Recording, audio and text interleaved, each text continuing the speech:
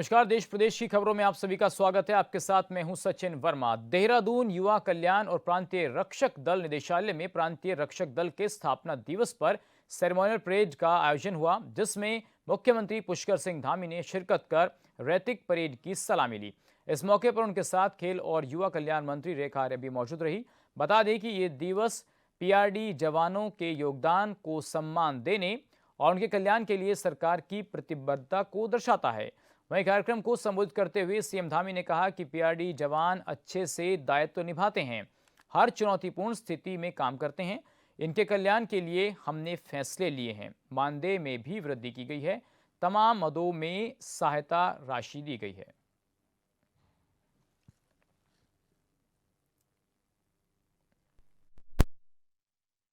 आज के इस अवसर पर जहां एक और विभिन्न परीक्षाओं में उत्कृष्ट परिणाम प्राप्त करने वाले पीआरडी जवानों के हमारे मेधावी बच्चों को छात्रवृत्ति प्रदान की जा रही है, वहीं मृत एवं सेवानिवृत्त पीआरडी जवानों और उनके आश्रितों को आर्थिक सहायता भी प्रदान की जा रही है। साथियों, आप सभी ने धैर्य से, समर्पण से और अदम्य इच्छा शक्ति के साथ प्रदेश में सामाजिक सुरक्षा और जनसेवा के क्षेत्र में हमेशा अग्रणी भूमिका निभाई है। आप लोग प्रदेश में अनेक कामों को आगे बढ़ाते हैं, अनेक कामों का संचालन करते हैं, व्यवस्थित करते हैं, उनको समन्वय में ले जाने का काम करते हैं।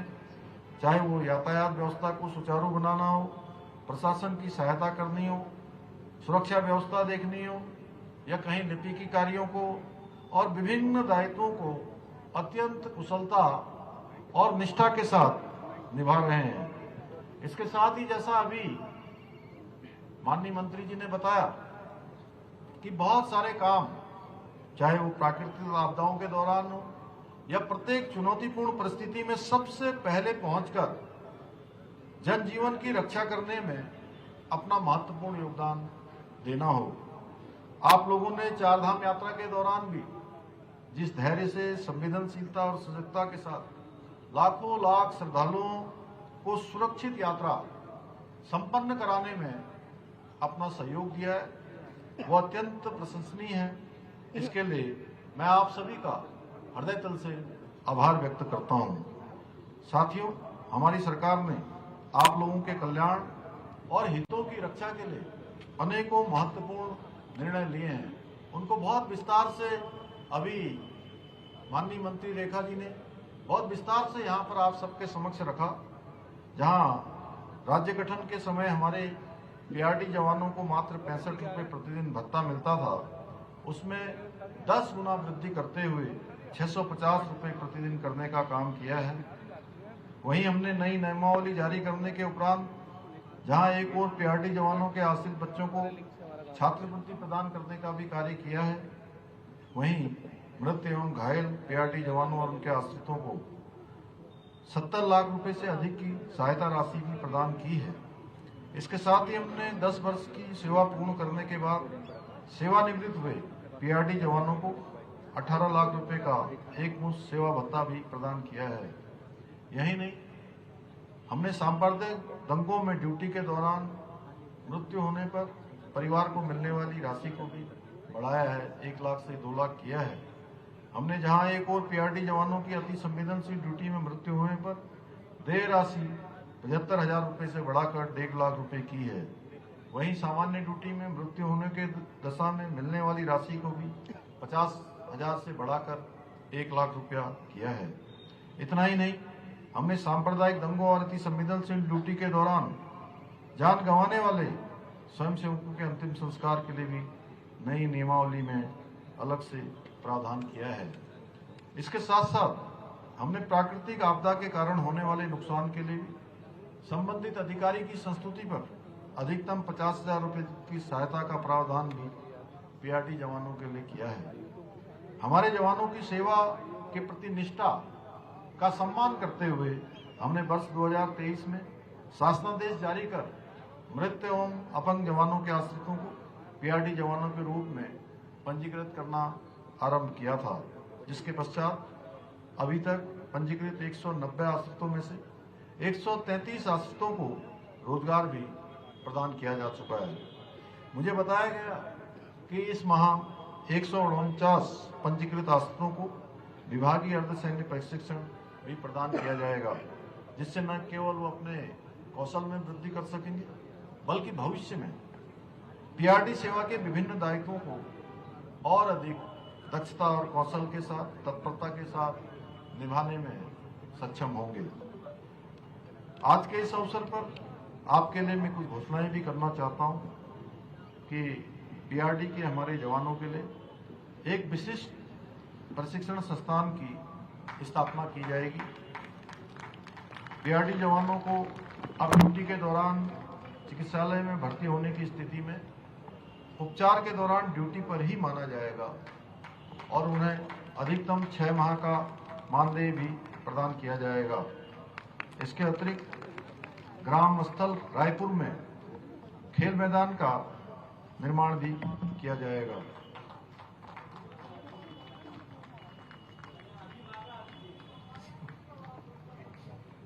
सोमेश्वर आके साथियों, आज के इस विशिष्ट अवसर पर मैं आप सभी को आश्वस्त करना चाहता हूं कि हमारी सरकार आपके और आपके परिवारों के कल्याण हेतु सदैव तत्पर रहेगी और आपकी सुविधाओं के विकास के लिए पूर्ण प्रतिबद्धता के साथ इसी प्रकार कार्य करती रहेगी।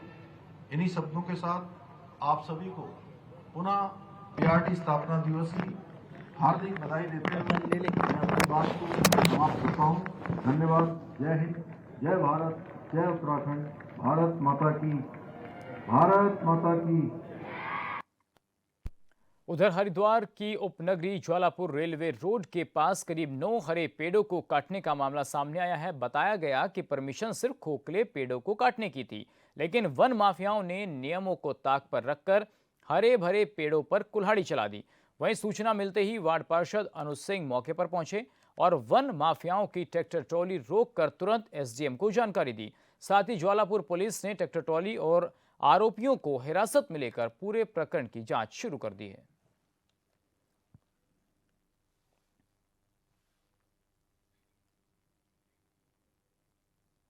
तो पूरे प्रकरण की जो है वो जांच शुरू हो गई है। अब देखिए, ज्वालापुर से पूरा मामला सामने आया है, जहां पर हरे पेड़ों को भी काट लिया गया, जबकि परमिशन जो थी वो सिर्फ खोखले पेड़ों को काटने की थी। और जब इसकी सूचना वहां के क्षेत्रीय नेताओं को मिली तो पार्षद मौके पर पहुंचे और पुलिस को बुलाया गया। तो ये तस्वीरें हम आपको दिखा रहे हैं किस तरीके से हरे पेड़ों को काटा गया है। तस्वीरें आपके टीवी स्क्रीन पर हैं और इसकी सूचना तभी एसडीएम को दी गई। तमाम क्षेत्र के लोग पहुंच गए, पुलिस पहुंच गई और पुलिस ने जो आरोपी थे उनको हिरासत में लिया और इस पूरे घटनाक्रम की जांच शुरू कर दी गई है। पूरा मामला हरिद्वार की उपनगरी ज्वालापुर का है।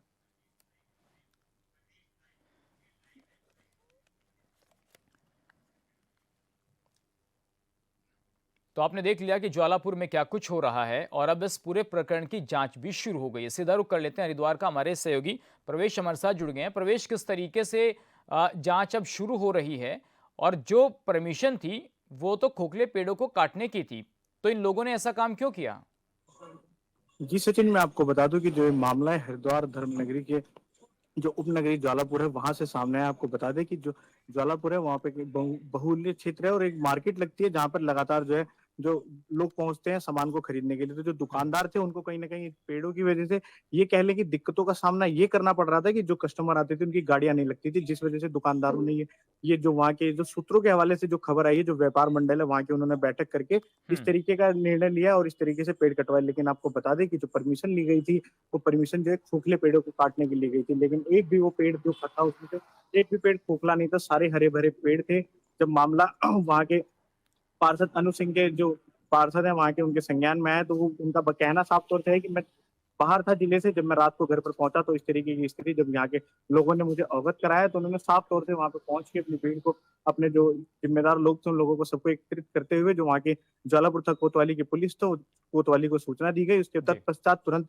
जो है एसडीएम हरिद्वार जितेंद्र कुमार को सूचना दी गई। तो इस तरीके से जो मामला अभी तक सामने आया, जो खोखले पेड़ों को काटने की सूचना परमिशन ली गई थी, लेकिन एक भी पेड़ उनमें से खोखले नहीं थे। 9 हरे-भरे पेड़ काट दिए गए हैं। आपको बता दें कि जी। ये पेड़ ल अभी से नहीं, ये काफ़ी पुराने पेड़ थे, काफ़ी सालों से ये जो पेड़ थे, और जिस तरीके से ये देखा जा रहा है, जब वहाँ पे अब ये जो आगे का जो कार्रवाई है, वो लगातार जो है प्रवेश, क्या ये जाँच मान जारी लिया है जाए कि ऐसा कि क्यों। हरे पेड़ों को काटने का को लेकर अब जांच तो हो रही है, लेकिन क्या ये कहा जा सकता है कि इसमें कहीं ना कहीं जो वन विभाग के लोग हैं वो भी शामिल हैं इसमें? जी, ये कहना गलत नहीं होगा कि जो वन विभाग की है वो भी मिलीभगत थी। क्यों? क्योंकि जो साफ तौर से वन विभाग ने परमिशन दी थी, खोखले पेड़ों को काटने की दी गई थी, लेकिन जो वहाँ से हरे-भरे पेड़ काटे गए, तो जो वहाँ का वन विभाग था वो कहाँ था? जो वहाँ के रेंजर थे वो कहाँ थे? क्योंकि इस तरीके का मामला कोई हरिद्वार में पहली बार सामने नहीं है। लगातार आपको बता दें कि उत्तराखंड एक पहाड़ी क्षेत्र है और यहाँ पर पेड़ों के जो है बहुत ज़्यादा है, तो जिस वजह से लगातार जो है मामले सामने आते रहते हैं। लेकिन जी। अभी तक कोई किसी अधिकारी या फिर ये कह लें कि किसी रेंजर पर इस तरीके की कार्रवाई देखने को नहीं मिलती है। हम्म। जो है ये लोग हैं, ये लगातार जो है बचाव कर लेते हैं, लेकिन इस बार जो है देखना होगा कि जो पार्षद हैं, जो एसडीएम हैं, इन लोगों ने जब यहाँ पे इन लोगों के खिलाफ, जो वन विभाग के खिलाफ जो कदम उठाया है, जो वहाँ के व्यापार जी। मंडल के लोग हैं, उन लोगों के खिलाफ अब ये कदम उठाया गया। तो अब देखना हम्म। होगा कि जाँच के बाद जो है ज्वालापुर पुलिस जो है किस पर मुकदमा लिखती है और किस तरीके से जो है मामला प्रवेश, आगे क्या बढ़ता है। इस तरीके के मामले पहले भी सामने आए हैं कि भाई आप हरे भरे पेड़ों को काट देते हैं और जो खोखले पेड़ हैं उनकी परमिशन होती है, तो क्या इस तरीके की घटनाएं पहले भी हुई हैं, और उन घटनाओं में यदि हुई हैं तो क्या कुछ कार्रवाई पहले हुई है? जी सचिन, आपको बता दें कि हरिद्वार जनपद के जो मंगलौर क्षेत्र है, रुड़की क्षेत्र है, कलियर क्षेत्र है, यहाँ पे जो है लगातार जो है ऐसे मामले लगातार सामने आते रहते हैं। किसानों की जमीनों से पेड़ काट लिए जाते हैं। जो वन विभाग है वो परमिशन देता है कि खोखले पेड़ काटे जाएं, लेकिन वहां से हरे भरे पेड़ काटे जाते हैं। ये कोई पहला मामला सामने नहीं है। हम्म। लगातार इस तरीके के मामले सामने आते रहते हैं, लेकिन जो वन विभाग है वो खानापूर्ति की कार्रवाई करता है। खानापूर्ति यानी कि साफ तौर से कहें कि सिर्फ चालानी कार्रवाई करके छोड़ देता है।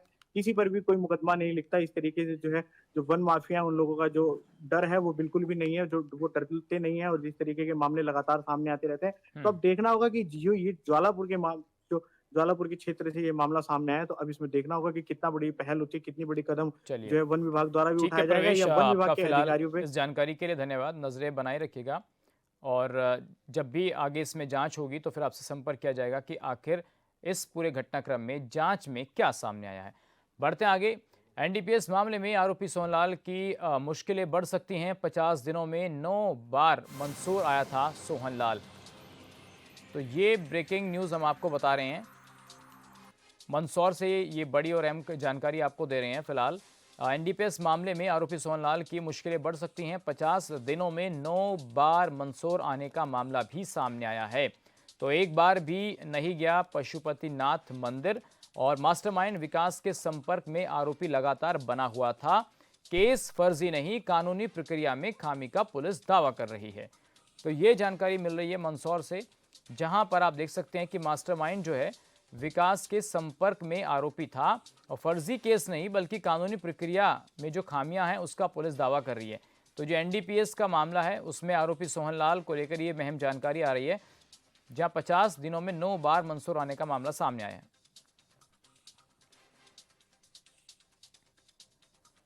तो ये हम जानकारी आपको मंदसौर से दे रहे हैं, जहां पर फर्जी केस नहीं बल्कि कानूनी प्रक्रिया में खामी का पुलिस दावा कर रही है, और मास्टरमाइंड जो है इस पूरे घटनाक्रम का वो विकास के संपर्क में था, यानी कि जो आरोपी है वो विकास के संपर्क में था। और इसके साथ ही ये भी कहा जा रहा है कि वो पशुपतिनाथ मंदिर भी नहीं गया।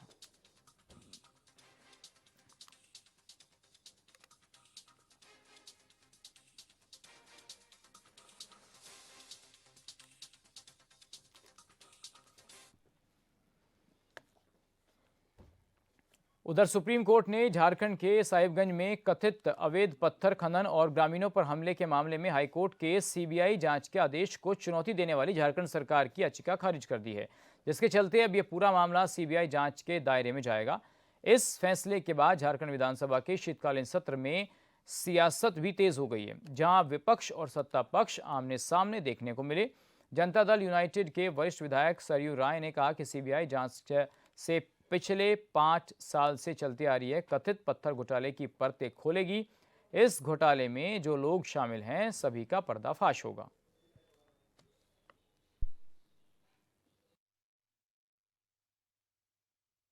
एक याचिका खारिज कर दी गई है, इसकी जांच सीबीआई, उसको सही मानना ये honourable highest court of the land ने अगर कोई जजमेंट दिया है तो उस पर टिप्पणी करने का अधिकार मेरा नहीं। मुहर लगा दी। सरकार सुप्रीम कोर्ट गई थी कि इसकी जांच नहीं होनी चाहिए।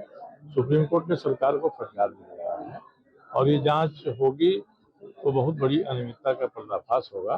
साहेबगंज के इलाके में जितने पहाड़ खत्म हो गए हैं उसके पीछे कौन लोग हैं और राज्य को कितना नुकसान हुआ है, ये सारी चीजें इससे सामने आ जाएंगी। सरकार और चलिए सीधा रुख कर लेते हैं, हमारे सहयोगी जयंत कुमार हमारे साथ जुड़ चुके हैं। जयंत, जिस तरीके से अब सत्र को लेकर बातें हो रही है, जांच भी होगी, तो फिलहाल क्या ताजा अपडेट इस मामले में मिल रही है?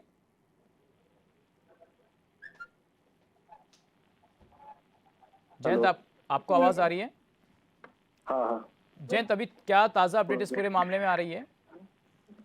जी, इसमें देखिए कि साहिबगंज जिस तरह पत्थर खनन पर जब सुप्रीम कोर्ट ने इस याचिका को खारिज कर दी है, तो याचिका खारिज करने के बाद ही जो विपक्ष है वो तो सीधे इनकार कर रहे हैं। वो बोल रहे हैं सुप्रीम कोर्ट से जो फैसला आया है उस पर हम कुछ नहीं बोल सकते हैं, लेकिन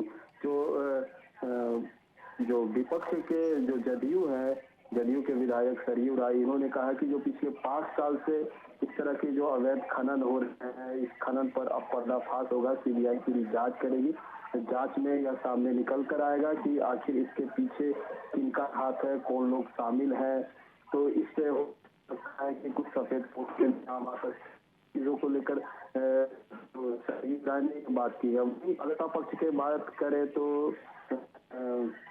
सुदीप कुमनू है जो मंत्री है जेएमएम कोटे से, इन्होंने सुप्रीम कोर्ट के इस फैसले पर भी किया, मतलब साफ तौर से इनकार किया है कि उनके जो आदेश है इस आदेश पर हम कुछ नहीं कर सकते हैं। जो उनका आदेश रहेगा उसका पालन होगा।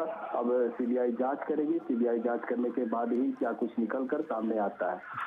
चलिए जयंत, शुक्रिया आपका इस तमाम जानकारी के लिए। तो आपने देखा किस तरीके से विधानसभा के सत्र में पूरा मामला गूंज रहा है, सीबीआई जांच की बात हो रही है। बढ़ते हैं आगे। मंदसौर में लुटेरी दुल्हन ने परिवार को नशीला पदार्थ वाला खाना खिलाकर बेहोश कर दिया और फिर घर में रखे जेवर और नकदी लेकर फरार हो गई। वही नशीला पदार्थ वाला खाना खाकर पूरे परिवार की तबीयत बिगड़ गई। 3 बच्चों समेत 9 लोगों को जिला अस्पताल में भर्ती कराया गया है। मामले में परिवार से जुड़े लोगों का कहना है कि करीब 1 महीना पहले यूपी के बनारस से दलाल के जरिए 2.5 लाख का सौदा कर परिवार की युवक के साथ शादी हुई थी।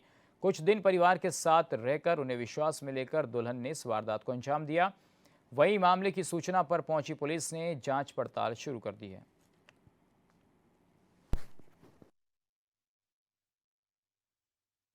जिला अस्पताल में वयस्क और बालिकाएं भी है, उसमें कुल 8 लोग भर्ती है और उनका उपचार चल रहा है। इसमें ये जानकारी मिली थी कि थाना भावगढ़ क्षेत्र के निवासी है और उसमें कल कुछ भजिए वगैरह बना के खाए थे और उसको खाने से ही कुछ इनको तकलीफ हुई और उसी संदर्भ में एक यूपी से शादी करके एक महिला लाए थे, उसका भी मामला इसमें जुड़ा हुआ है।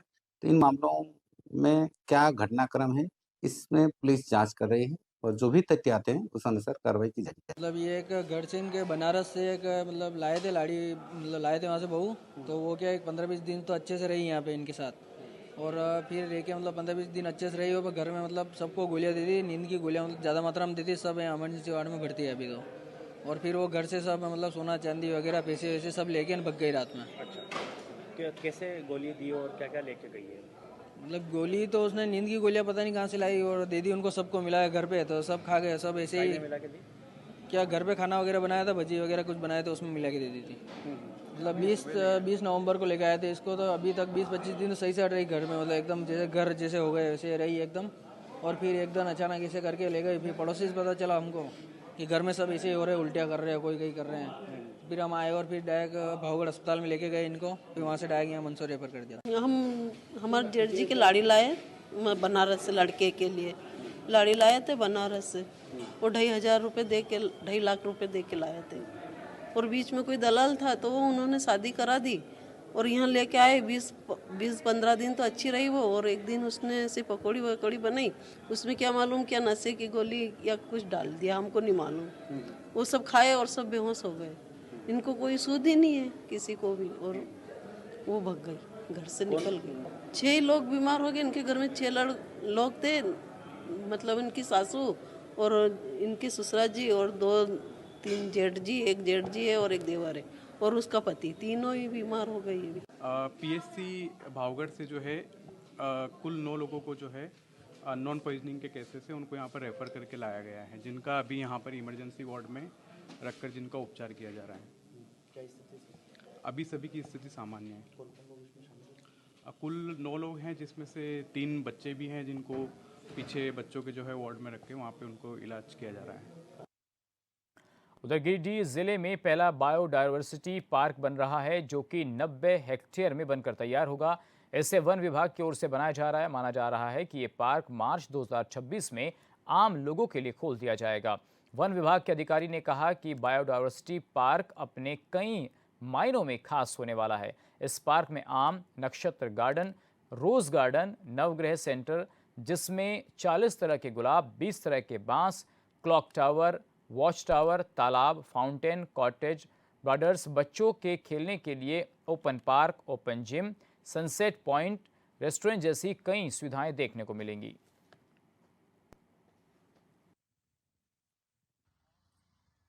यहाँ पे बहुत सारी सुविधाएं दी गई हैं आम लोगों के लिए। यहाँ पे आप देख रहे हैं, एक हमारा रोज गार्डन है, क्योंकि हम लोग डैम के पास ही खड़े हैं। यहाँ डैम का लोग यहाँ पे खड़े होकर आनंद ले सकते हैं। सामने हमारा प्लांटेशन जोन है, जिसमें बहुत सारी प्रजातियों के पौधे लगे हैं, फूलदार वाले काफ़ी मात्रा में पौधे लगे हैं। इसके बाद हमारा नक्षत्र वन है, नवग्रह वन है, रोज गार्डन है, बैम्बू सेटम है, मैंगो ऑर्चर्ड है, पाम जोन है। तो मैंगो ऑर्चर्ड में भी हम लोगों ने 50 से अधिक प्रजाति के पौधे लगाए हुए हैं। तो आपको विभिन्न तरह के प्रजाति के पौधे यहाँ आपको देखने को मिलेंगे। एक रेस्ट हाउस है, नेचर इंटरप्रिटेशन सेंटर है जो अभी तैयार हो रहा है। सुलभ शौचालय की व्यवस्था की गई, टॉयलेट्स ब्लॉक्स हैं लेडीज और जेंट्स के लिए, अलग अलग जगहों पे बने हुए हैं। और वॉच टावर है जो आपको एक रिवर साइड का व्यू देगा, और एक हमारा जो प्लांटेशन जोन का है वहाँ का सारा व्यू आपको डैम का व्यू देगा। इससे लोगों को काफ़ी आनंद और रोमांचक अनुभव होगा। और चलिए देश प्रदेश की खबरों में फिलहाल मेरे साथ बस इतना ही। बाकी खबरों के लिए आप बने रहिए HN न्यूज़ के साथ। नमस्कार।